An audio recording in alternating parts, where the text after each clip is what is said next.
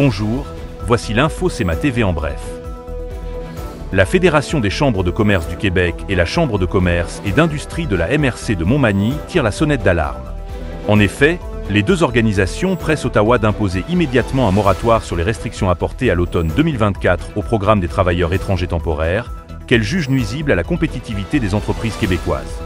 Depuis l'entrée en vigueur de ces nouvelles limitations, plusieurs employeurs de la région peinent à renouveler les permis de travailleurs étrangers, certains présents depuis des années dans leurs entreprises. Conséquences directes, des ralentissements d'activité, des pertes de productivité et une menace à la relance économique en région. La MRC de Montmagny poursuit son rayonnement international grâce à un partenariat unique avec la Martinique, appuyé par une aide financière de 11 500 $ octroyée par le ministère des Relations internationales et de la francophonie du Québec. Ce soutien permettra à la MRC de consolider ses liens avec la communauté d'agglomération de l'espace sud de la Martinique dans une démarche axée sur la culture, l'innovation et le tourisme durable.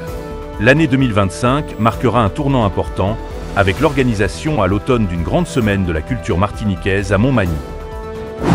La tension monte entre les producteurs forestiers de la Côte-du-Sud et l'industrie du sciage, alors que le compte à rebours est enclenché vers l'entrée en vigueur d'un nouveau système de mise en marché collectif prévu pour le 1er juillet.